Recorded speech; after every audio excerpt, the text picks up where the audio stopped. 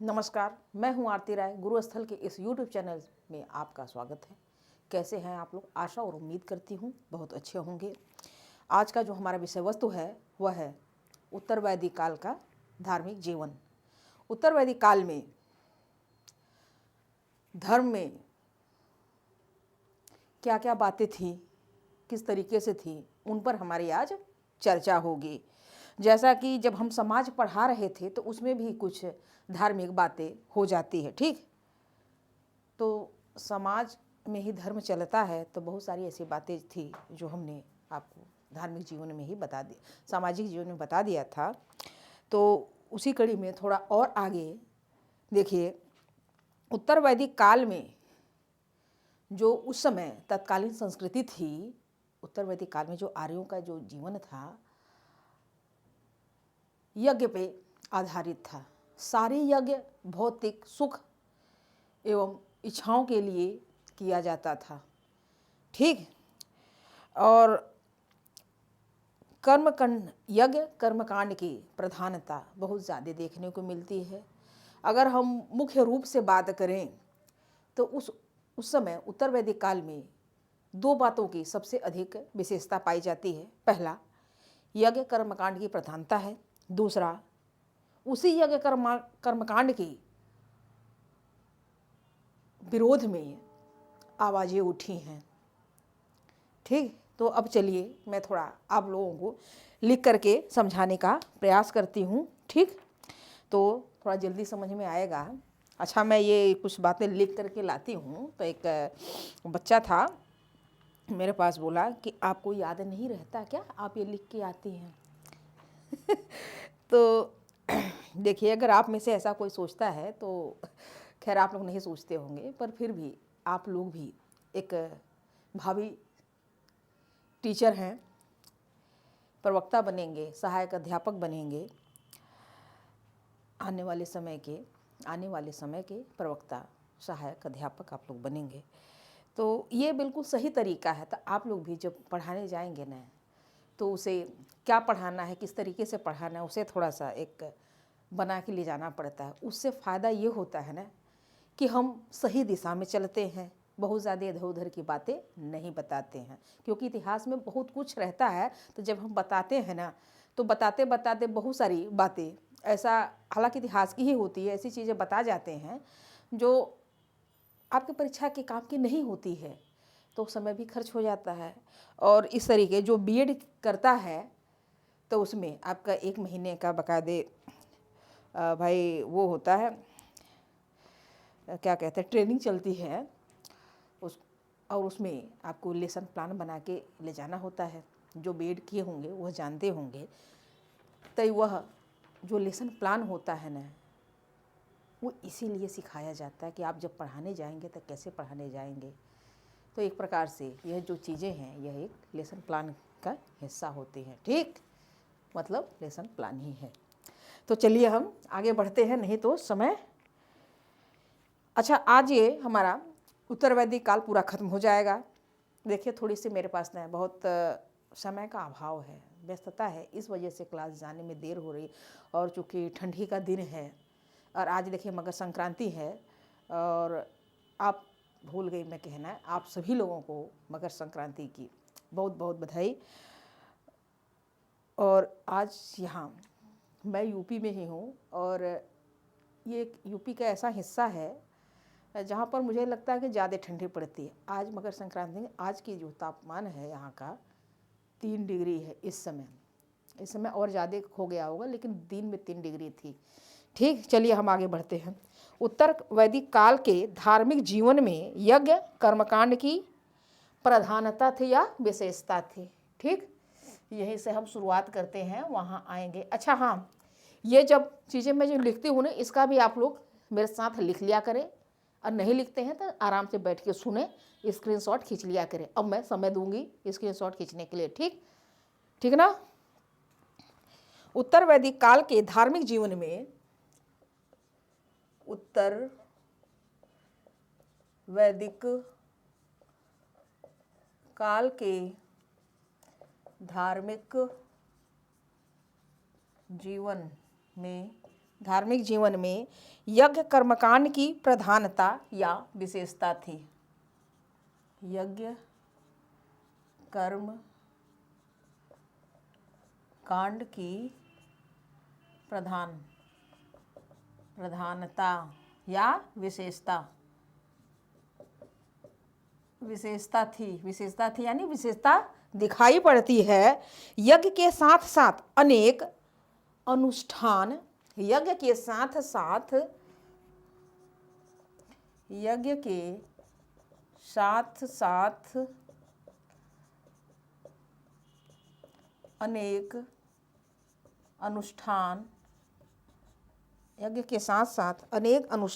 एवं मंत्र विधियां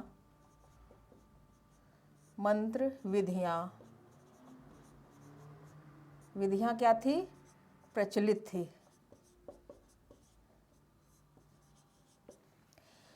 जो यज्ञ कर्मकांड के उस समय उत्तर वैदिक काल में धार्मिक जीवन में बहुत ही विशेषता दिखाई पड़ती है और यज्ञ के साथ साथ अनेक यज्ञ के जो है अनेक अनुष्ठान होते थे जिसमें यज्ञ होता था। ठीक, और यज्ञ के समय जो बहुत सारे मंत्रों का उच्चारण किया जाता था और वह मंत्र का जो उच्चारण था वह पुरोहित वर्ग ही करता था। और यज्ञों के अनेकों विधियां थी, अलग अलग कार्य के लिए अलग अलग प्रकार के यज्ञ होते थे। ठीक,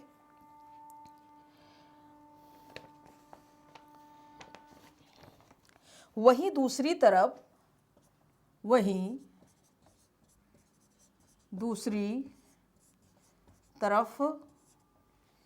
जब यहाँ पर यज्ञ कर्मकांड की जो प्रधानता हो रही है और यहाँ पर देखिए यज्ञ कर्मकांड की जो प्रधानता हो रही है ना, तो इसमें इसके जो व्याख्याकार थे वह कौन थे? पुरोहित वर्ग था। तो उस समय पुरोहित वर्ग का जो एक मान सम्मान होता है ना, एक प्रभाव बहुत ज़्यादा बढ़ गया था। ठीक, और इतना ज़्यादा बढ़ गया कि मतलब उनका ऐसा था कि सिर्फ मैं ही ये कर सकता हूँ और कोई नहीं कर सकता। और यज्ञ जो कर्मकांड था इतना खर्चीला हो गया था कि उस समय राज परिवार के लोग ही करते थे, दूसरे धनाढ़ जो व्यक्ति हो समाज में वह करता था, आम जनता नहीं कर पाती थी। इसी वजह से आपने देखा कि जब हमने समाज पढ़ाया था तो उसमें हम बताया कि ये ब्राह्मण वर्ग के खिलाफ कुछ क्षत्रियों ने चुनौती दे डाला था, यज्ञ दर्शन का ज्ञान भी अर्जित किया था।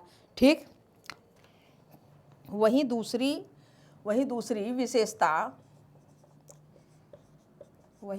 विशेषता ये है कि उपनिषदों में यज्ञों के विरोध में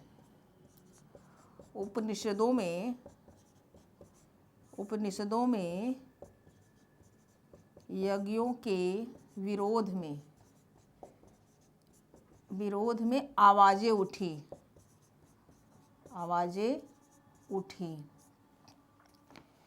आवाजें क्यों उठी? क्योंकि यज्ञ कर्मकांड खर्चीला इतना हो गया था कि आम जनता तो कर नहीं पा रही थी। ठीक, यह बात हमने पहले बताई। जब आम जनता नहीं कर पा रही थी तो क्षत्रिय वर्ग भी इसमें अपनी भागीदारी दिखाता है, यज्ञ दर्शन का जो है ज्ञान प्राप्त करता है। ठीक, और ये जो आवाज़ें उठी हैं उपनिषद में, यही आवाज़ें और तीव्र गति हो जाती है कब? महाजनपद काल में। यह आवाज़ें जनपद काल में और तीव्र हो जाती है।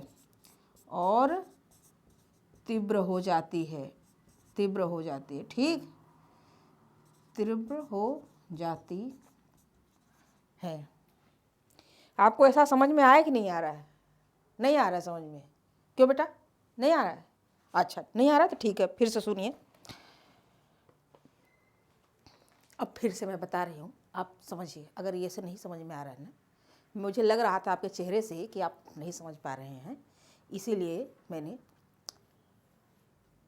बार बार लाइनों को दोहराया था। तो चलिए अब फिर से समझ लीजिए। ठीक इसी चीज़ को मैं फिर से बताने का प्रयास कर रही हूँ। अब थोड़ा ध्यान लगा के सुना। अब आप लोग सोच रहे हो कि मैं किसे बता रहा हूँ, मेरे पास एक बच्चा बैठ के पढ़ता है ना, उसे समझा रही हूँ। ठीक, फिर से सुनो बेटा, देखिए। अच्छा, ये जो उपनिषद है ये क्या है? यह ज्ञान मार्गी होता है। ठीक, ज्ञान मार्गी होता है, ठीक है ना। फिर से सुनो बेटा, उत्तर वैदिक काल में पुरोहितों का, ठीक से आप अभी ध्यान लगा के एकदम सुनिएगा। ठीक, यहाँ मैं फिर से समझा रही हूँ। उत्तर वैदिक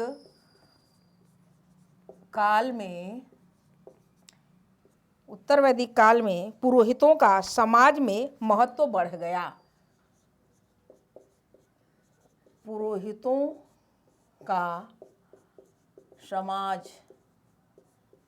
समाज में क्या हो गया? महत्व बढ़ गया, महत्व बढ़ गया।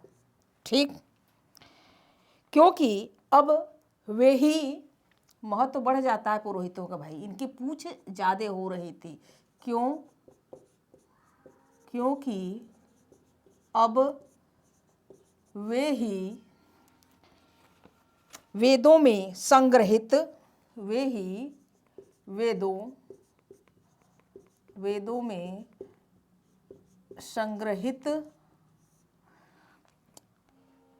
मंत्रों के, स्तुति मंत्रों के, ठीक, स्तुति मंत्रों के क्या थे? व्याख्याकार थे, व्याख्याकार थे। व्याख्याकार का मतलब कि सिर्फ यही इसका उच्चारण कर सकते हैं, यही इसका अर्थ बता सकते हैं, और आम जनता नहीं बता सकती। ठीक, जब पुरोहित वर्ग का प्रभाव बढ़ा तो यज्ञ आदि में जटिलताएं आती हैं। फिर जब पुरोहित वर्ग का प्रभाव बढ़ा तो यज्ञ आदि में जटिलताएं आती हैं, जटिलताएं आ गई, जटिलताएं आ गई थी, यानी कि पेचीदगियां आ गई थी, बहुत ज़्यादा जटिल हो गया था। यानी कि यह क्या हो गया था? ये बहुत खर्चीला हो गया था, खर्चीला हो गया था, ये समझाने के लिए। अब उस समय जो है खर्चीला हो गया, तो जो जन साधारण लोग थे, यानी आम जनता लोग, कि यह यज्ञ कर्मकांड क्षमता से बाहर था, यानी उनके क्षमता से परे हो गए। यज्ञ आदि सिर्फ राज परिवार के लोग, यानी खर्चीला हो गया तो क्या हो गया? जनसाधारण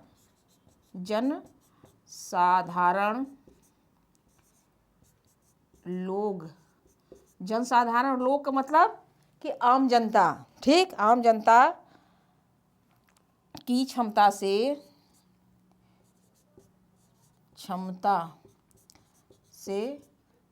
परे यानी कि भाई अलग, बाहर हो गए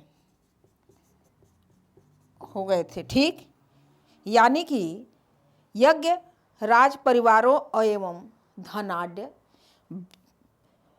वर्ग का जो व्यक्ति था, राज परिवार और धनाढ्य जो वर्ग था, उसी तक सब सिर्फ सीमित रह गया। ये उसी तक सीमित हो गया था। बाकी लोग, यहीं पे लिख देती हूँ, ठीक ना।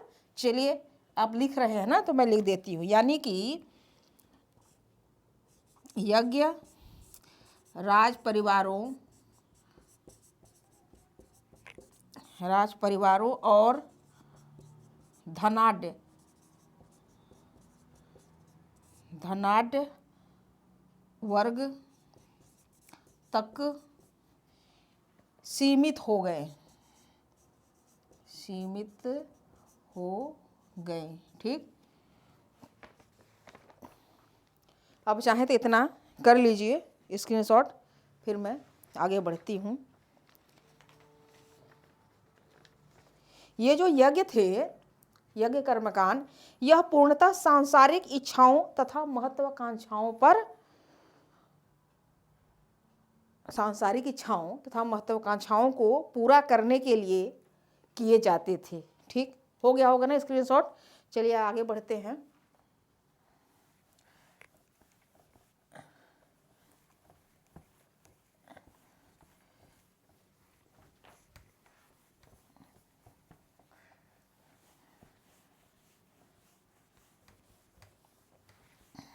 अब आपको समझ में आया होगा बेटा ना? क्यों, ये वाला तरीका आपको समझ में आया? ठीक,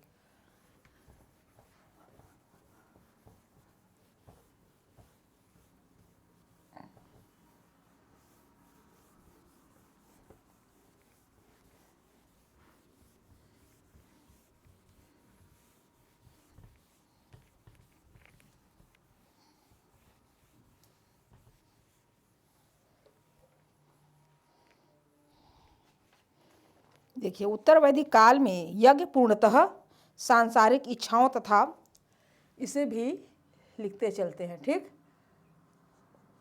उत्तर वैदिक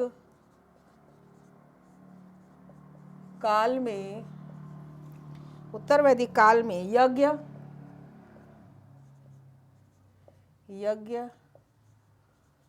पूर्णतः सांसारिक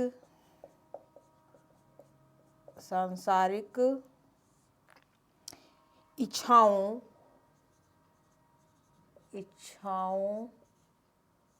तथा महत्वाकांक्षाओं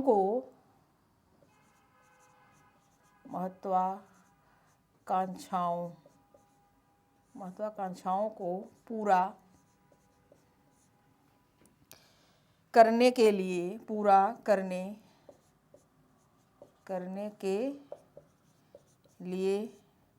संपन्न यानी नहीं, संपन्न नहीं,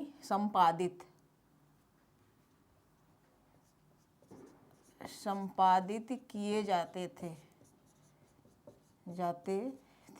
ठीक, जो उस समय उत्तर वैदिक काल में ये जो यज्ञ होता था पूर्णतः सांसारिक इच्छाओं पर, यानी कि लोग अपनी मनोकामना पूर्ण करने के लिए यज्ञ कर्मकांड करते थे।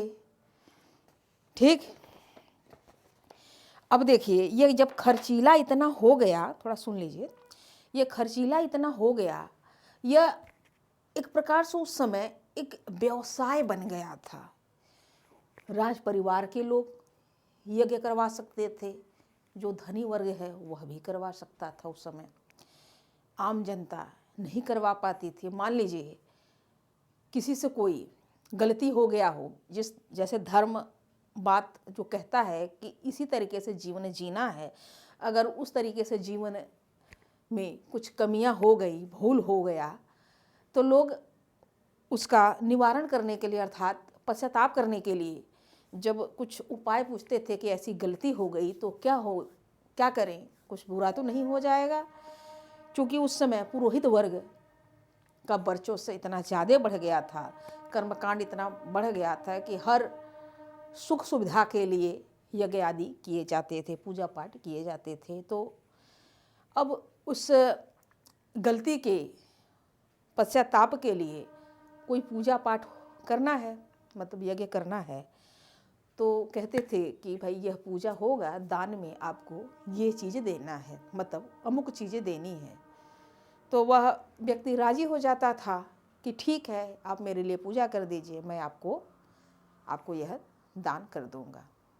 ठीक, तो भाई देखिए, दान कोई महंगी चीज़ होती थी, तो दान जो दे रहा है अगर वह धनी नहीं है, तब तो उसके आर्थिक स्थिति अगर अच्छी नहीं हो तो वो चीज़ जुटाने में उसके सारे धन तो खर्च हो जाएंगे, फिर वो क्या होगा, एक गरीब इंसान हो जाएगा।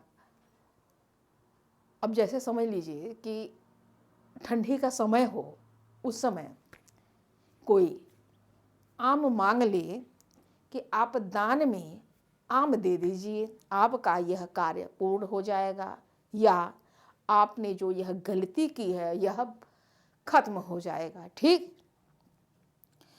तो ठंडी के दिन में आम तो मिलेंगे नहीं, खैर आजकल तो ठंडी के दिन में आम ही मिल जाते हैं ना भाई, विज्ञान आगे हो गया है, तो आजकल पेड़ पौधे भी कभी भी फल फूल रहे हैं। लेकिन उस समय ऐसा नहीं था, ठंडी में आम मिलना ना के बराबर है, ठीक, नहीं मिलता था।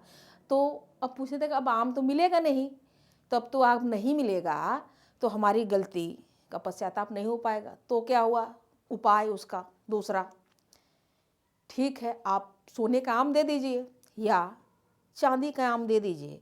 तो जब सोने और चांदी का दान में आम मिलेगा तो पुरोहित वर्ग की आर्थिक स्थिति अच्छी होगी, और जब किसी की आर्थिक स्थिति अच्छी होती है तो थोड़ा बहुत मैं वाली बात आती है, अर्थात अहंकार आता है, तो वर्चस्व, फिर उसे सम्मान चाहिए समाज में। भाई जब धन आता है ना तो सम्मान चाहिए ही चाहिए होता है। ठीक, बाकी आप समझ गए, अब इससे ज़्यादा नहीं कहेंगे, क्योंकि मैं यहाँ पर सिर्फ समझाने का प्रयास कर रही हूँ। मैं कभी भी किसी को भी, मैं अपने किसी भी विद्यार्थी को ठेस नहीं पहुँचाना चाहती हूँ। देखिए मैं भी एक आस्तिक हूँ और इस समय मैं एक शिक्षिका की भूमिका में हूँ, भाई टीचर हूँ, पढ़ा रही हूँ आपको, तो ये बातें मुझे समझाना है। हालांकि जब मैं समाज में पढ़ाई तो उस समय न जाने ऐसा कौन सा भाई गलत बात बोल दिया था कि 2-3 सब्सक्राइबर ही चले गए। देखिए जो इतिहास की यह क्लास है, मैं नहीं बताऊंगी, कोई और, हालांकि वन लाइनर होता ना तो ऐसी बातें नहीं आती। अब मुझे भी नहीं लगा कि ऐसा कौन सी बात बोल दिया, तो आप लोग, ना तो मैं यहाँ किसी को खुश करने के लिए पढ़ा रही हूँ, ना ही मैं यहाँ पर किसी को दुखी करने के लिए पढ़ा रही हूँ। जैसे मैं पढ़ा रही हूँ, अगर आप इतिहास पढ़ रहे हैं तो इसका मतलब कि आप भी इतिहास के ही शिक्षक बनेंगे। ठीक, तो आपको भी आने वाले समय में इन सब बातों पे ज़रूर चर्चा करना होता है, तो थोड़ा सा मैं बेसिक से पढ़ाने का प्रयास कर रही हूँ। ठीक, इसीलिए इन सब बातों को बताने का मेरा उद्देश्य है, बाकी किसी के लिए कोई ठेस नहीं पहुँचाना है। तो चलिए आगे, आप लोग बुरा मत माना करिए, है ना। आप लोग जब अच्छे कमेंट देते हैं तो बहुत अच्छा लगता है। अब तो लगता है कि अब कोई देखता ही नहीं, कुछ लोग मुश्किल से वीडियो डालो तो 20-25 बस व्यू आते हैं, और तो आता नहीं। या तो हो सकता है कि भाई अभी ये फॉर्म कैंसिल हो गया, इस चक्कर में भी लोग नहीं पढ़ रहे हैं। लेकिन जो अपने पढ़ने में निरंतरता बनाए होगा वह जरूर सफल होगा। ठीक, शॉर्टकट का जो है, देखिए परिश्रम से ही सब कुछ मिलता है, शॉर्टकट से कुछ भी नहीं मिलता है। ठीक है ना, चलिए आगे बढ़ते हैं। तो यहाँ पर हम थे कि यज्ञ पूर्णतः सांसारिक इच्छाओं तथा महत्वाकांक्षाओं को पूरा करने के लिए संपादित किए जाते थे। ठीक,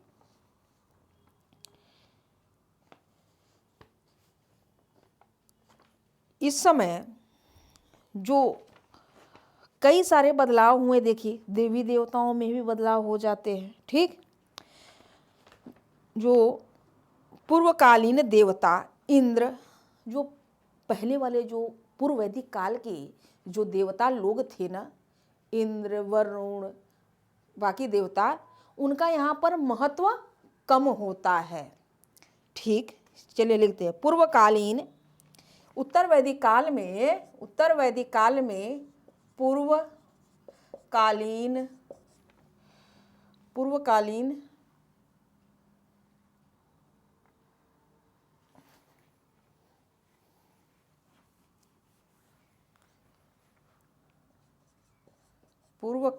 जो थे देवता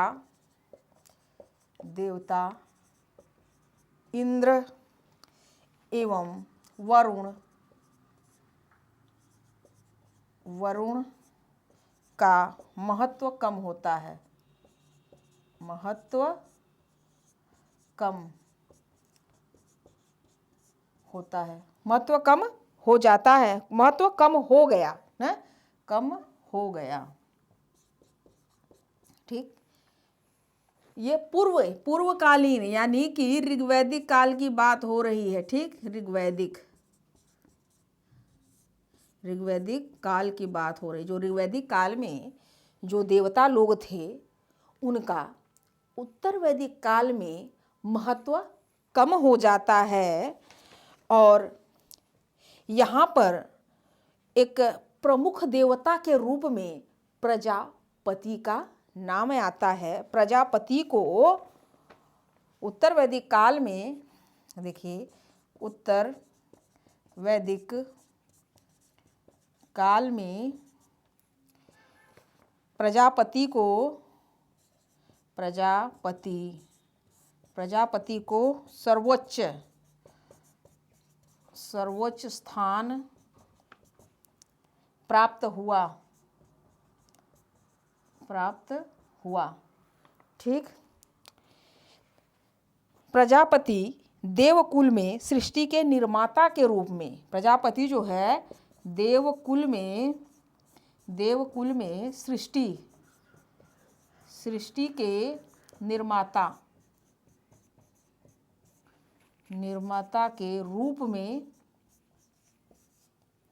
प्रचलित हुए। ठीक, उस समय इन प्रजापति नामक देवता का प्रादुर्भाव हो जाता है। मतलब बहुत ही यह महत्वपूर्ण देवता माने जाते हैं उस समय ये बाकी देवताओं के मुकाबले। ठीक, उस समय जो पशुओं के देवता इंद्र थे,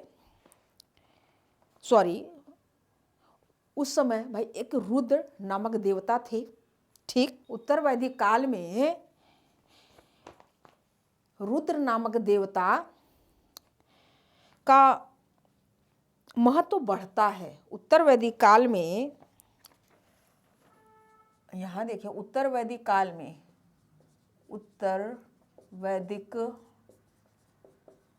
में एक जो रुद्र हैं,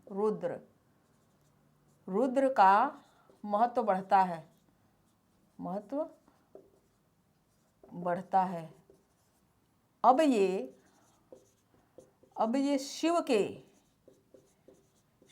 के रूप में पूजे जाने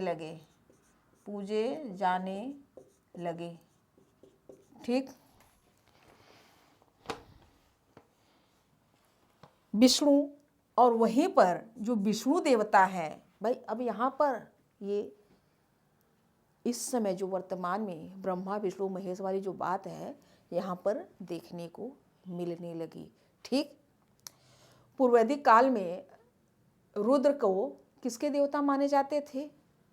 वो प्राकृतिक देवता माने जाते थे ना, औषधियों वगैरह के देवता, और उन्हें जो है एक प्रकार से पशुओं के भी देवता माना जाता था। ठीक, अच्छा, पशु खोजने वाले देवता अलग थे, क्योंकि रुद्र को पशु का देवता इसलिए मैं कि उनके पास खुद ही नंदी थी ना, तो नंदी के स्वामी थे वो।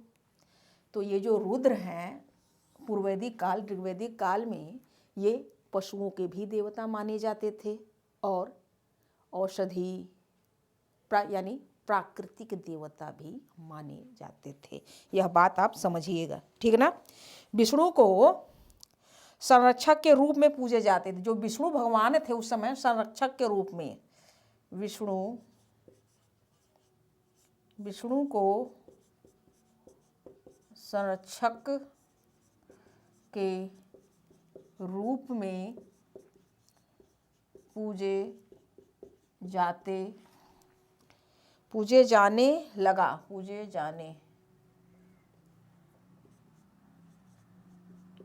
ठीक, ये उत्तर वैदिक काल में विष्णु को संरक्षण के रूप में संरक्षक थे। ठीक, ये क्या थे? संरक्षक के रूप में उन्हें पूजे जाने लगा।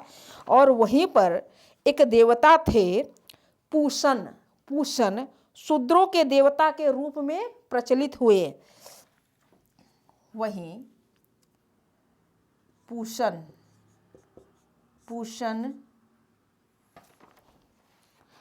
शूद्रों के देवता के रूप में प्रचलित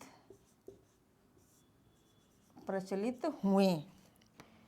ठीक, प्रचलित हुए थे। ये जो पूषण जो देवता हैं, ये पूषण, ठीक, ये पूषण जो है शूद्रों के देवता के रूप में प्रचलित हुए। कब? उत्तर वैदिक काल में। लेकिन इन्हीं पूषण की हम बात ऋग्वैदिक काल की करें, ऋग्वैदिक काल में इनका क्या था महत्व भाई? पूषण देवता का ऋग्वैदिक काल में पूषण पशुओं के देवता थे। ठीक, ऋग्वैदिक काल में, यहीं पर आप बात लीजिए, आपको समझ में आ जाएगा। ऋग्वैदिक काल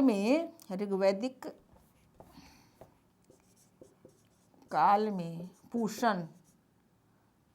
पूषण किसके देवता थे? पशुओं के देवता थे।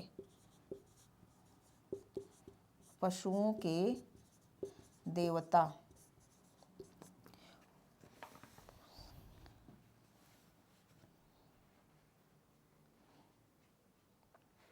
ठीक, पूषण का उस समय काम क्या था भाई?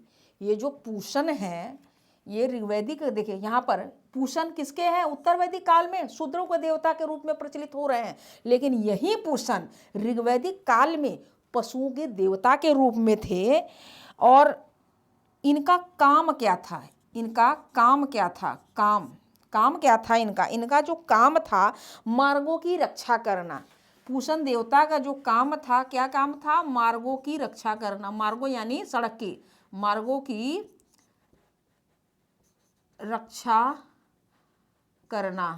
ठीक, और क्या काम था इनका काम, इनकी सवारी अच्छा क्या थी? पूषण की जो सवारी है, उनकी जो सवारी थी, सवारी इनकी बकरा थी, बकरा। ठीक, और ये गोपालकों एवं पथभ्रष्ट पशुओं के रक्षक थे। गोपालकों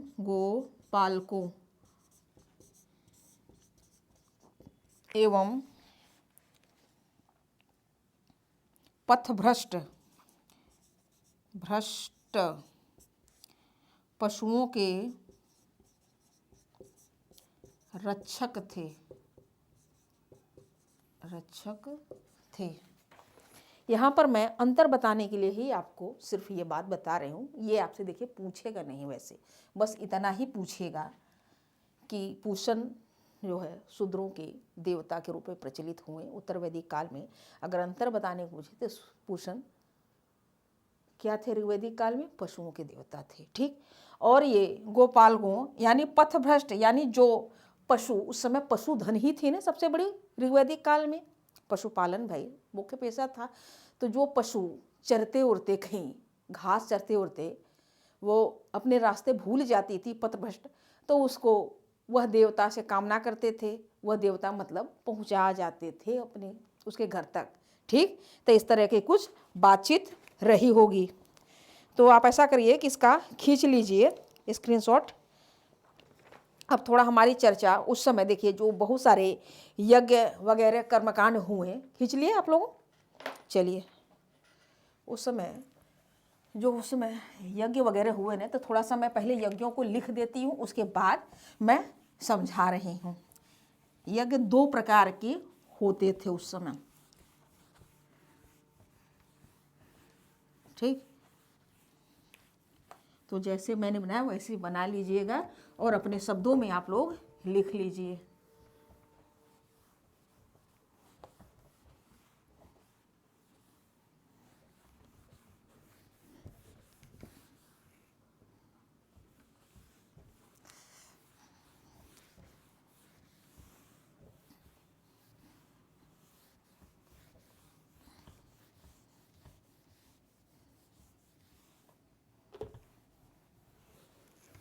चलिए, तो अब हम यज्ञ की थोड़ी चर्चा करते हैं। यहाँ पर यज्ञ लिख रहे हैं।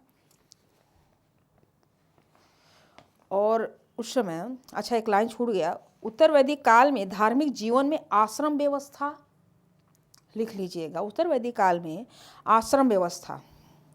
चलिए इसे लिख देती हूँ। उत्तर वैदिक काल में, उत्तर वैदिक काल में ही, उत्तर वैदिक काल में धार्मिक जीवन में आश्रम व्यवस्था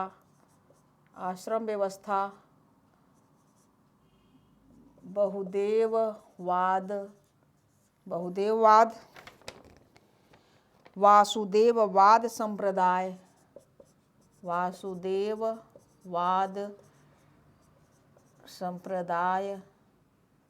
संप्रदाय एवं षड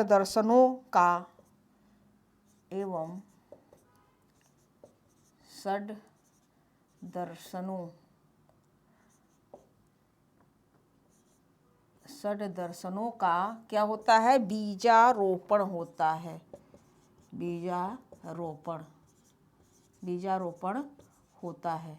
यानी यहीं से ये बहुत सारे धर्म, आश्रम व्यवस्था में ही ये सारे चीज़ों का बीजारोपण होता है। फिर धीरे धीरे यह आगे बढ़ता है। जैसे जैसे जो बातें आएगी वो मैं बताने का प्रयास करूँगी। ठीक, यह एक बात हमें लगा कि छूट गई तो हमने फिर से दोहरा दिया है। चलिए,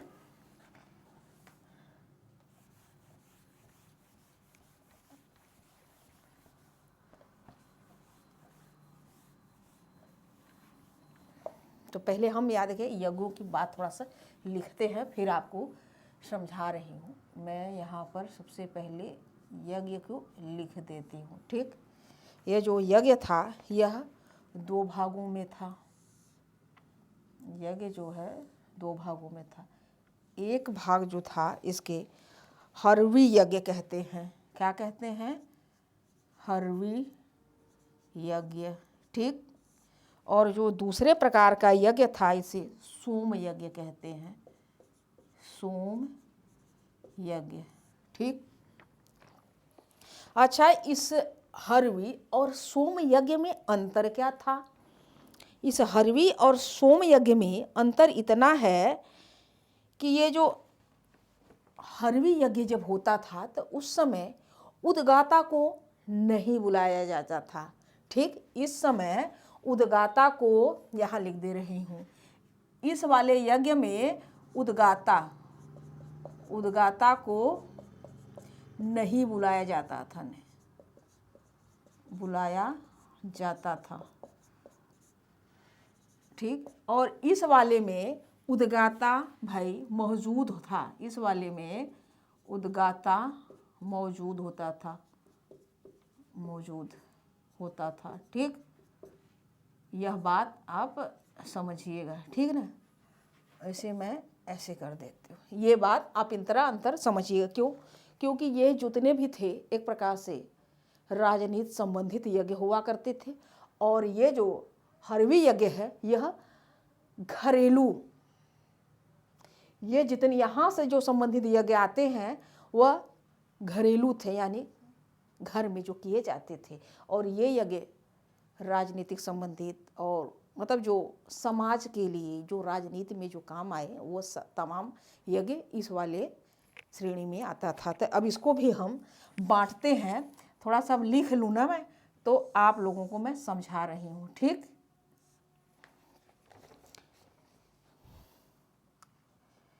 एक यज्ञ है अग्निहोत्र।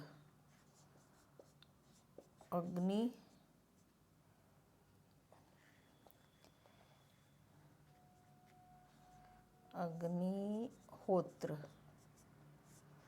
दूसरा यज्ञ है दर्श पूर्णमास।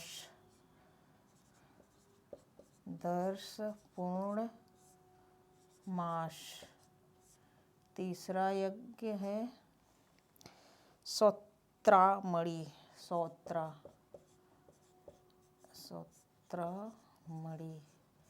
ठीक, ये जो चौथा है आगरा।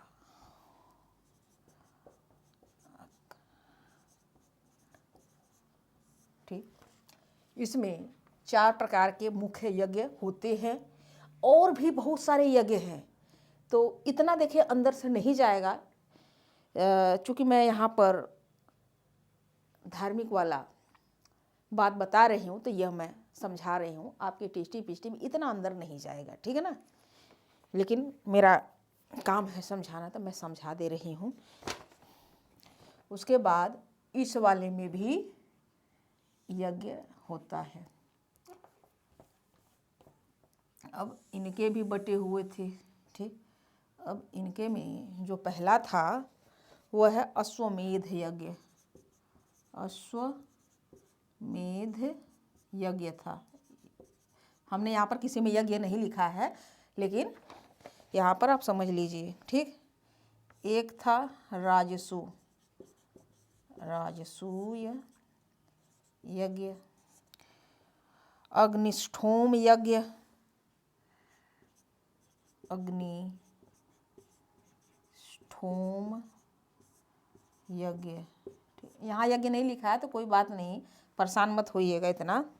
अब एक है वाजपेय यज्ञ, वाजपेय यज्ञ। एक और था पुरुषमेध यज्ञ,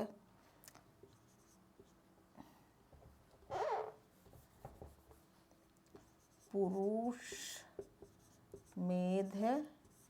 यज्ञ, ठीक। थोड़ा सा इसको समझते हैं, ठीक। आप लोग ऐसे ही चित्र बना ली, थोड़ा समझिए और साथ में लिख लीजिएगा। हमने यहाँ पर आपको ये बताया कि यज्ञ के उस समय उत्तर वैदिक काल में जो यज्ञ कर्मकांड इतना बढ़ गया तो इसके भी अपने 2 प्रकार हो जाते हैं। पहला प्रकार, इस 2 प्रकार 2 भागों में, एक हर्विग यज्ञ हो जाता है या सोम यज्ञ हो जाता है। ये जो यज्ञ है इस यज्ञ में उद्गाता लोग नहीं आते थे, यानी पुरोहित वर्ग नहीं आता था, बिना पुरोहित के भी यह यज्ञ संपादित हो जाता था। घरेलू जीवन की बातें थी तो आप बुलाए चाहे ना बुलाएं, मतलब लोग मिल के कर लेते थे, छोटा मोटा भी चेला आके कर जाता रहा होगा, ठीक। और ये जो सोम यज्ञ है, इस सोम यज्ञ में भाई उद्गाता की जरूरत पड़ती थी और इसे को जो है सोम यज्ञ को आहुति दी जाने वाली यज्ञ मानते थे। सोम यज्ञ क्या होता है तो भाई आहुति दी जाने वाली थी, दी जाने वाली। ये क्या था, यहाँ पर आहुतियाँ ही दिए जाते थे, ठीक, सोम यज्ञ में। तो ये जो अग्निष्ठोम यज्ञ है, अब इसकी चर्चा जरा करते हैं। अग्निष्ठोम यज्ञ की ये क्या था मैं बता दे रही हूँ, आप लोग अपने शब्दों में लिख लीजिएगा। ये अग्निष्ठोम यज्ञ घरेलू यज्ञ था। यह क्या था, घरेलू यह यज्ञ था, ठीक। अग्निष्ठोम यज्ञ था जो घरेलू यज्ञ था। और इसे करते कौन थे, यह यज्ञ को करने वाला कौन था, सभी द्विज करते थे। यानी कि जो द्विज है कौन है भाई, जो जनेऊधारी लोग थे वहीं इस अग्निहोत्र यज्ञ को करता था। अब ये जो दर्शपूर्ण यज्ञ क्या है, दर्शपूर्ण यज्ञ यह क्या है, इसमें अमावस्या और ये यज्ञ जो है अमावस्या और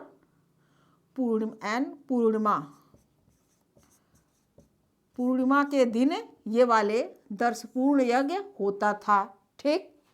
और आज भी बहुत से घरों में भाई सत्यनारायण की कथा होती है ना, होती है कि नहीं पूर्णिमा के दिन। तो जो भी हो, अमावस्या के भी बहुत सारे, तो अमावस्या वाला तो बहुत से तांत्रिक लोग लिखवा लिए हैं। आजकल टीवी में भी मैं कभी कभी देखती हूँ कि कुछ सीरियल वगैरह आते हैं तो उसमें अमावस्या का बड़ा जिक्र होता है। तो इसका मतलब कि अमावस्या वाला जो कोई खास दिन है उसे तंत्र विद्या वाले अपना अधिकार जमा लिए हैं। फिर भी अमावस्या के दिन ही दिवाली मनाई जाती है। लक्ष्मी का आगमन तो उसी दिन होता है ना, क्यों? ये बातें आपको समझ है। एक है सौत्रामणि यज्ञ। इसमें ये जो सौत्रामणि यज्ञ है, इसमें सुरा की आहुति दी जाती थी। यानी जो शौक वश, जो घरेलू जीवन में नहीं लोग कहते कि भाई आपको अगर खाना पीना है तो घर में ला के खा पी लो, तो उस समय भी कहीं कुछ इसकी इजाज़त रही होगी। आपको पी करके अपना एड्रेस नाली नहीं बनाना है, अपने घर में आना है, आराम से पीना है। क्या हुआ बाबू, हंस रहे हो? देखिए, जो सुरापान करते हैं भाई, जैसे जो लोग ड्रिंक वगैरह कुछ ज़्यादा कर लेते हैं तो हो जाते हैं महाराजा बहुत बड़े, और थोड़ी देर बाद कुछ ज़्यादा जब चढ़ जाती है तो उनका पता क्या होता है, नाली हो जाता है, यानी एड्रेस नाली। चलिए, अब यहाँ पर देखिए सोम यज्ञ की हम बात करते हैं। सोम यज्ञ में आपके इतने सारे यज्ञ हैं, इसके भी और सारे यज्ञ हैं, इसके भी बहुत सारे और भी प्रकार हैं। तो सोम यज्ञ में पहले नंबर पे अश्वमेध यज्ञ। अश्वमेध यज्ञ किस लिए होता था? क्षेत्र विस्तार के लिए होता था। ठीक, यह क्यों होता था? क्षेत्र विस्तार के लिए। ठीक, आप लोगों को पता है अश्वमेध घोड़ा छोड़ दिया जाता था, तो जो भी उस घोड़े को पकड़ता था अपने राज्य में, उसे युद्ध करना पड़ता था। वो हार गया तब तो वो उस राजा के अधिकार में आ गया। इस तरीके की बात आप लोग जानते हैं। ठीक, और जो यज्ञ ये करता था उसे क्या कहते थे भाई? स्वराट। ये वाली बात याद है कि नहीं? स्वराट कहते थे ना। और ये जो राजसू यज्ञ है, राजसू यज्ञ कब होता था? राजाभिषेक के समय होता था। राजाभिषेक के समय होता था ना ये राजसू यज्ञ। ठीक, अग्निष्ठोम यज्ञ। ये जो अग्निष्ठोम यज्ञ है, यह यहाँ पर पशुओं की बलि दी जाती थी। इस वाले में पशुओं की बलि दी जाती थी। यह जो यज्ञ हैं, जो भी भैया देखो कर्मकांड थे, पशु बलि यज्ञ और पशु बलि का बहुत ज़्यादा बोलबाला हो गया था उस समय। खर्चीला यज्ञ भी हो गया था, तभी तो उस समय इसके विरोध में आवाजें उठी। ठीक, उपनिषदों का रचना हुआ, जैसा आप लोग जानते हैं, पहले भी बता चुकी हूँ। और इसमें पशुओं की बलि दी जाती थी अग्निष्ठोम यज्ञ में, और सोम आहुति, और सोम की भी आहुति दी जाती थी। सोम की आहुति भी दी जाती थी, आहुति। अब वाजपेय यज्ञ को आप लोग जानते हैं, पहले भी मैं बता चुकी हूँ कि जो वाजपेय यज्ञ होता है वह क्या था? रथ दौड़ होता था ना, रथ दौड़। वाजपेय यज्ञ में जो राजा होता था वह रथ दौड़ का आयोजन संपन्न करवाता था, और उसमें राजा को अपने उनके जो घर वाले, बाकी जो उनके जो भी रहे होंगे, जो साथ में रथ दौड़ घुड़दौड़ करते थे, तो राजा को सबसे आगे दिखाया जाता था भाई। तभी तो जनता में उनकी थोड़ी प्रतिष्ठा बढ़ेगी ना, कि ये राजा है, सबसे आगे हो सकता है। ठीक, उसके बाद यहाँ पर एक आखिरी है पुरुषमेध यज्ञ। ये जो पुरुषमेध यज्ञ है, यह भी राजा की शक्ति को बढ़ाने के लिए किया जाता था। पुरुषमेध यज्ञ राजा के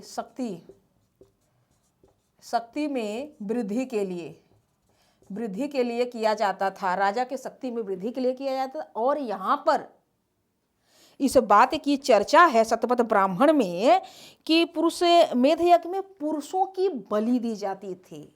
यहाँ पर पुरुषों की बलि दी जाती थी, पुरुषों की बलि दी जाती थी। ठीक, बलि दी जाती थी, यानी आहुति दी जाती थी। और यह बात की चर्चा कहाँ है? शतपथ ब्राह्मण में भी है। चर्चा कहाँ है? शतपथ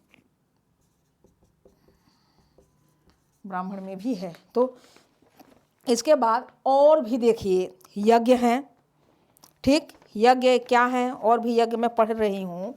एक है गोमेध यज्ञ। क्या इतना स्क्रीनशॉट आप खींच लेंगे? खींचिए तो हम आगे बढ़ाते हैं, ठीक। हो गया, चलिए। इसके बाद कुछ और भी महत्वपूर्ण है, उस पर चर्चा मैं कर ही दे रही हूँ।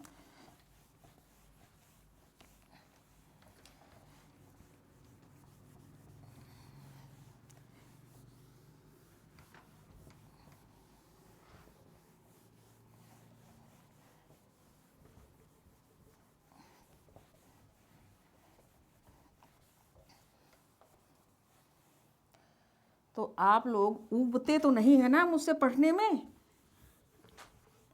ये तो हट भी नहीं रहा है। चलिए भी पहले इसे हटा दूँ ठीक से, तभी लिखते बनेगा मेरा, है ना।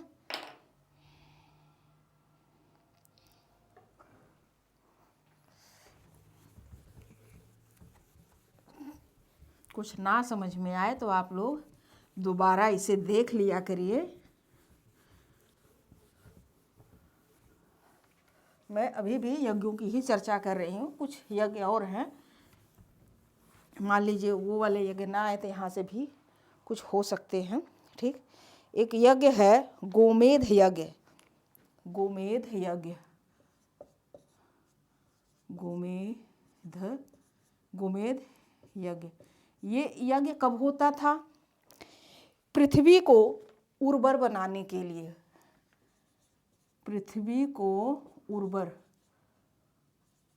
उर्वर बनाने के लिए, ठीक। यानी कि जो खेत उत जोते होंगे उस समय, तो उर्वर हो भाई, ठीक। और एक होता था पण सिद्धि यज्ञ। एक होता था पण सिद्धि यज्ञ होता था। इसका मतलब कि उनका उस समय व्यापार में सफलता के लिए ये पण सिद्धि यज्ञ भी किया जाता था। एक और यज्ञ था ब्रात्यष्ठोम यज्ञ। ब्रात्यष्ठोम, एक मिनट, हाँ ठीक, ब्रात्यष्ठोम यज्ञ, ठीक। अब ये ब्रात्यष्ठोम यज्ञ कहते हैं। ब्रात्य का मतलब पहले हमने बताया कि अथर्ववेद में ब्रात्य का मतलब है निम्न कोटि का। तो उस समय जो अनार्य लोग होते थे उनका शुद्धि, इस ब्रात्यष्ठोम यज्ञ के माध्यम से अनार्य लोगों का भाई पूजा पाठ करके उनका शुद्धिकरण किया जाता था और उन्हें आर्य बना दिया जाता था, ठीक। अनार्य लोग आर्य समुदाय में, यहाँ पर देखिए, अनार्य लोग आर्य समुदाय में सम्मिलित होते थे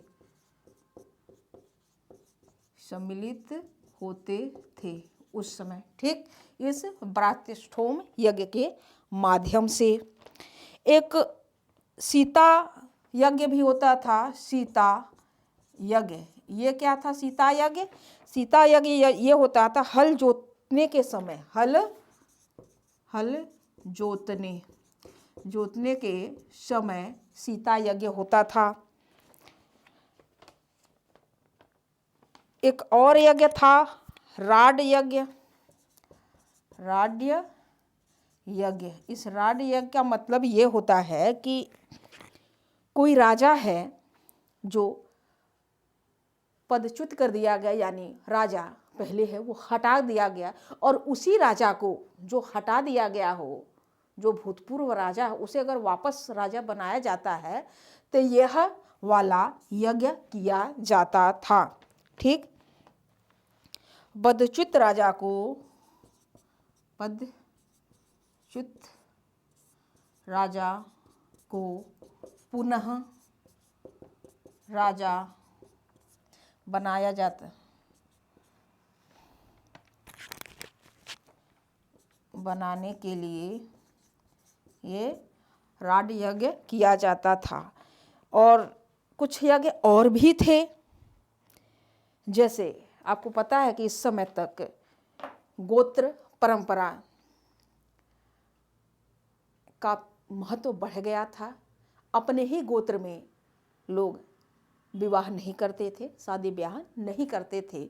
अगर कोई अपने ही गोत्र में शादी गलती से कर भी ले, मान लीजिए जानबूझ के करता हो या जैसे भी कर लिया हो, तो उसके लिए भी यज्ञ किया जाता था। उस यज्ञ का नाम है, देखिए मैं लिख नहीं रही हूँ और वो पूछेगा भी नहीं, फिर भी बता दे रही हूँ।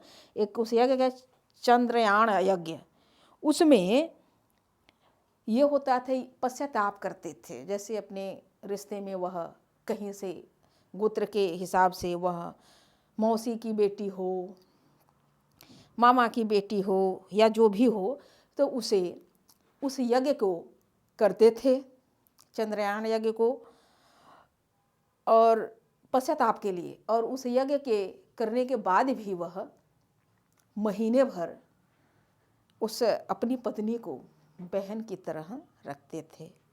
ठीक, तो ऐसी बहुत तमाम बातें हैं, ठीक है ना। तो कुछ आगे भी और भी है, तो यहाँ पर इसके अलावा भी देखिए कुछ बातें हैं, ठीक, मैं बता दे रही हूँ।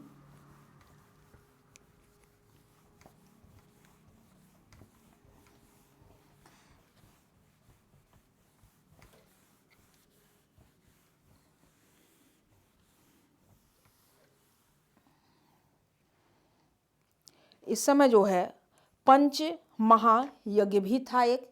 इन यज्ञों के अलावा पंच महायज्ञ भी था। पंच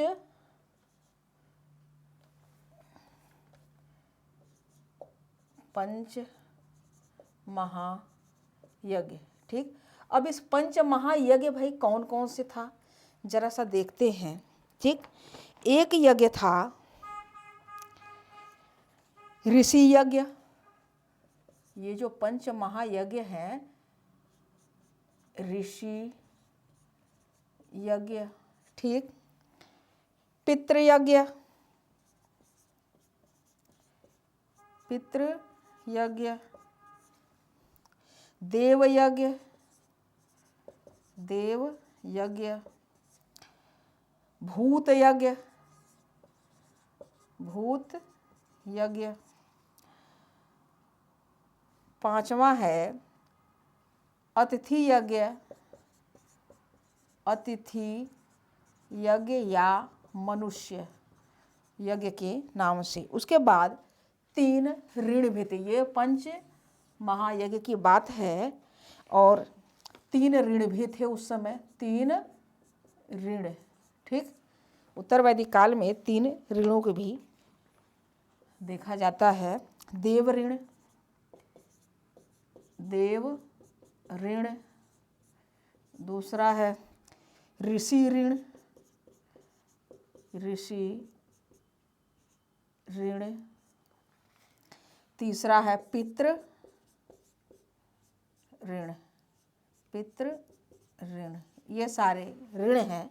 इतनी चीज़ें आपको इसका बहुत ज़्यादा गहराई में नहीं पूछेगा, लेकिन आपको पता होना चाहिए कि पंच महायज्ञ में, मान लीजिए कभी पूछ दे कि इसमें पंच महायज्ञ में जो है निम्न में कौन सा नहीं है, नहीं है पूछेगा, है वाली बात नहीं आएगी। तो ये 5 महायज्ञ होते हैं, आपको पता होना चाहिए, और 3 ऋण होते हैं, यह आपको पता होना चाहिए, ठीक। तो जब ये सब बातें आपको पता होगी तो आप अच्छे से कर ले जाएंगे। क्या इसकी भी व्याख्या कर दूं? नहीं, छोड़ दें? चलो अच्छा, एक लाइन बता देती हूँ, अब सुन लीजिए बस इसे, अब लिखूंगी नहीं, मतलब उस देखो बेटा समय हो जाएगा, 1 घंटे से ज़्यादा समय हो जाएगा। तो ये देखिए, जो आपका ऋषि यज्ञ है, इस ऋषि यज्ञ को एक नाम से और जानते, ब्रह्म यज्ञ के नाम से जानते हैं। इस ऋषि यज्ञ को ब्रह्म के नाम से भी जानते हैं, ब्रह्म यज्ञ के नाम से भी जानते हैं, ठीक। ये जो ऋषि या ब्रह्म यज्ञ है, प्राचीन जो विद्वान थे, जो गुरु थे, उनके लिए किया जाता था। ठीक। और पितृयज्ञ मृत पितरों के तर्पण यानी शांति के लिए किया जाता था। देवयज्ञ, देवयज्ञ जो देवताओं को प्रसन्न करने के लिए किया जाता था। और यही देव यज्ञ ही अग्निहोत्र यज्ञ है। ये देव यज्ञ को अग्निहोत्र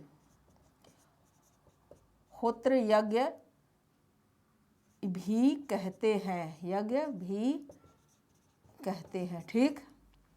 अब भूत यज्ञ क्या है? भूत प्रेत को संतुष्ट करने के लिए भी यज्ञ किए जाते थे। भाई, कर्मकांड इतना बढ़ गया था कि जो कोई अकाल मृत्यु हो गई हो तो वह ऐसा मानते थे कि उस आत्मा को शांति नहीं मिली, वह भूत बन जाता था। तो इसके लिए भी भूत यज्ञ किया जाता था। इस भूत यज्ञ को भी एक अलग नाम से जानते हैं, बलि वैश्य देव यज्ञ। इस भूत यज्ञ को भी बलि वैश्य देव यज्ञ के नाम से भी जानते हैं। लेकिन ये वाले आप इतना न महत्व दीजिएगा कि देव यज्ञ को अग्निहोत्र यज्ञ भी कहते हैं, ये जरूर याद है। भूत यज्ञ को बलि वैश्य यज्ञ भी कहते हैं। ये अतिथि यज्ञ, मनुष्य यज्ञ, ये जो है अथर्ववेद में कहा गया कि अतिथि जिसके यहाँ भोजन करता था वह भोजन के साथ साथ उसके पापों का भी भक्षण करता था। ठीक।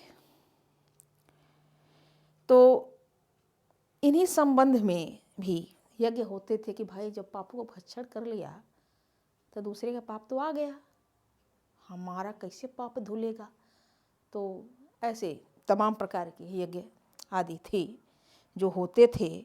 और फिर ये जो 3 ऋण है, इसमें देव ऋण है, देवताओं की कृपा से मानव योनि मिलती है। जो देव यज्ञ है ऐसा मानते हैं, देव ऋण है जो ऐसा मानते हैं कि देवताओं की कृपा से मानव योनि मिलती है। अतः यज्ञ ऋण यानी यह देव ऋण चुका दिया जाए अपने जीवन में। देवताओं की जो ऋण वगैरह हो, यज्ञ वगैरह करके चुका दिया जाए, नहीं तो देव ऋण रह जाएगा मनुष्य में, मनुष्य के जीवन में। इसलिए यज्ञ वगैरह करते, मतलब मिला जुला के यज्ञ ही थी।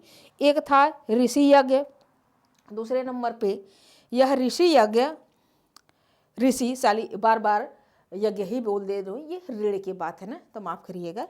ऋषि ऋण की बात करें तो गुरु से जो ज्ञान मिला उसे विधिवत पूर्वक वेदों का अध्ययन अध्यापन कर चुकाना चाहिए। जो यहाँ पर ऋषि वगैरह से जो भी वेद का ज्ञान वगैरह करते थे तो उसके बदले भाई कुछ उनको ऋण चुकाते थे ना, जैसे आप गुरु दक्षिणा मान लीजिए। ठीक। और पितृयज्ञ, जो पितृयज्ञ होता है, देखिए ये एक हमने यहाँ पर बताया था पितृ यज्ञ। ठीक। इस पितृ यज्ञ में तर्पण होता है, यानी कि जो उनके आत्मा के शांति के लिए पितृ यज्ञ होता था। अगर यह पितृ ऋण की बात करें तो पितृ ऋण का मतलब ये है कि पुत्र अपना विवाह करे और अपनी वंश को, इनके पिता के वंश को और आगे बढ़ाए, यानी पुत्र की प्राप्ति करे। तो जब वह पुत्र की प्राप्ति कर लेता था अपनी पत्नी के सहयोग से, तो मतलब पितृ ऋण से मुक्त हो जाता था। तो यह तमाम बातें हो गई और आप लोग ऐसे ही लिख लीजिएगा। ठीक। चलिए, तो अब ये उत्तर वैदिक काल हमारा समाप्त हुआ। इसमें बहुत ज़्यादा नहीं है, जैसे भी मैंने लिखवाया था ना उसी को आप उतार लीजिएगा पेन पे और समझ जाएंगे, क्योंकि यहाँ से बहुत ज़्यादा आपके प्रश्न कुछ बनेंगे, कुछ नहीं, बाकी अलग बनेंगे। क्यों? ठीक है ना। यहाँ की बहुत सी बातें तो मैं समाज में ही पढ़ा दिया था, लेकिन यह एक टॉपिक होता ही है समझाने के लिए, तो हमने समझा दिया। चलो अब रखती हूँ। पढ़ते रहिए, खुश रहिए,